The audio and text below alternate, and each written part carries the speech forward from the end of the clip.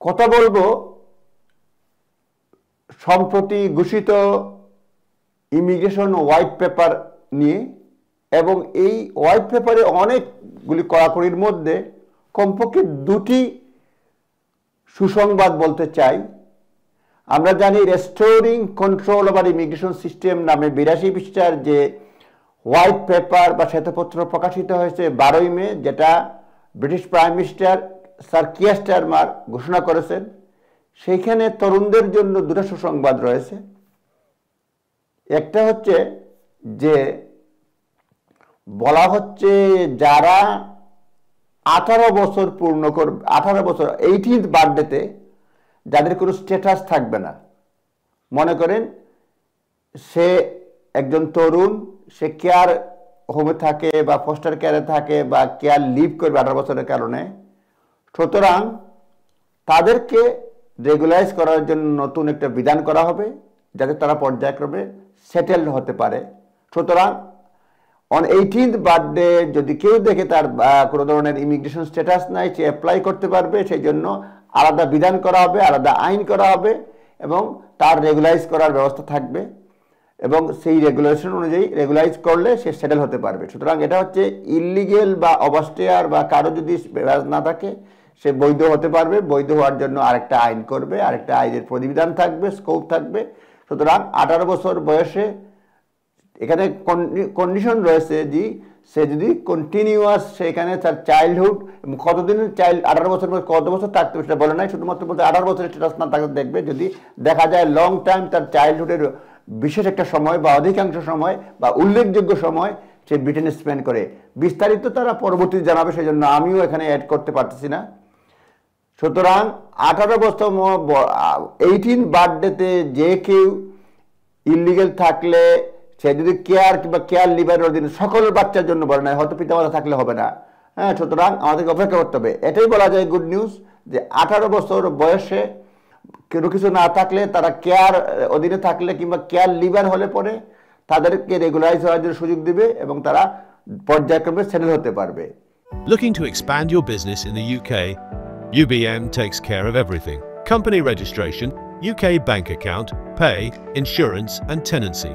Start with UBM. Expand with confidence. এই নিউজে আরেকটি সুসংবাদ দিতে চাই, মানে এই হোয়াইট পেপারে তরুণদের জন্য প্রথমটা বললাম 18 বছরের সুসংবাদ, আরেকটা হচ্ছে যে ইয়ং অ্যাডাল্ট। বলা হয়েছে ইয়ং অ্যাডাল্ট যারা রয়েছে তাদের সিটিজেনশিপ রেজিস্ট্রেশনের জন্য ফাইন্যান্সিয়াল ব্যারিয়ার যেটা রয়েছে এত ফিস দেওয়া, এটা তারা রিডিউস করবে অথবা ফি ওয়েভারের অধীনে নিয়ে আসবে। আমরা জানি ব্রিটিশ সিটিজেনশিপের জন্য চাইল্ডের ক্ষেত্রে ফি ওয়েভারের সুযোগ রয়েছে 18 বছরের নিচে হলে।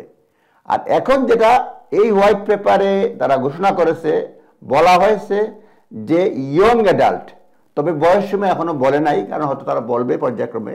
ইয়ং অ্যাডাল্ট বলতে মোস্টলি 18 থেকে 25 বছর বয়সের তরুণ কিংবা তরুণী বোঝায়, ক্ষেত্র বিশেষে 30ও হতে পারে।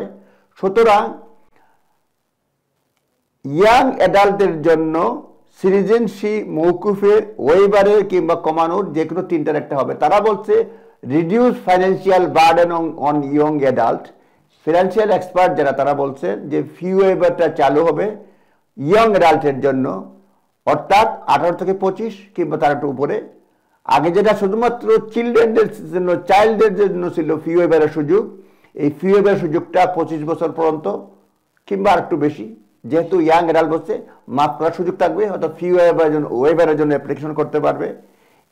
আমাদেরকে অপেক্ষা করতে হবে সরকারের বিস্তারিত পরিকল্পনা ঘোষণা না করা পর্যন্ত। সুতরাং তরুণদের জন্য এই দুটি সুসংবাদ দিয়ে শেষ করতে চাই, যেটা হোয়াইট পেপারে সরকার তাদের পরিকল্পনায় বলেছে। একটা হচ্ছে 18 বছরে রেগুলারাইজ করার সুযোগ, আরেকটা হচ্ছে 18 থেকে 25 বছর কিংবা ইয়ং অ্যাডাল্টের জন্য সিটিজেনশিপ মৌকুফের কিংবা ওয়েভারের সুযোগ। অটোমেটিক হবে না, ওয়েভারের জন্য আবেদন করতে হবে, যেটা নর্মালি আমরা জানি ডেস্টিটিউট হইতে হয়, অর্থাৎ ফিস দেওয়ার কোনো মানে বাস্তবিক কোনো ধরনের ক্যাপাসিটি না থাকে, সেটি নিশ্চয় হয়, সেই ক্ষেত্রে পারে। সুতরাং নতুন যেটা হচ্ছে শুধুমাত্র চাইল্ডের যেখানে যেটা বর্তমানে আইন রয়েছে সিটিজেনশিপ মৌকুফের জন্য ওয়েভারের জন্য আবেদন করা যায়, সেইটা এক্সটেন্ড করে ইয়ং অ্যাডাল্টের জন্য করা হবে। এই দুটি সুসংবাদ আপাতত যেটি ইয়ং অ্যাডাল্টের জন্য মানে তরুণদের জন্য সরকার ঘোষিত নতুন হোয়াইট পেপারে। আমাদেরকে অপেক্ষা করতে হবে সরকারের বিস্তারিত ঘোষণা না আসা পর্যন্ত, এবং পুরা হোয়াইট পেপারের মধ্যে কিছু কিছু ঘোষণা দ্রুত হবে, কিছু কিছু সময় লাগবে। এই যে যেটা কিছু কিছু ক্ষেত্রে বলছে তারা বছরের শেষ দিকে অর্থাৎ ডিসেম্বরের নভেম্বরে তারা বিস্তারিত জানাবে, হয়তো মানে পুরোপুরি আইনে কার্যকর হতে 1 বছর টোটাল লাগতে পারে, কিছু ক্ষেত্রে বেশিও লাগতে পারে। সেই জন্য সে পর্যন্ত আমাদেরকে অপেক্ষা করতে হবে। আপনারা সকলে ভালো থাকুন, ধন্যবাদ।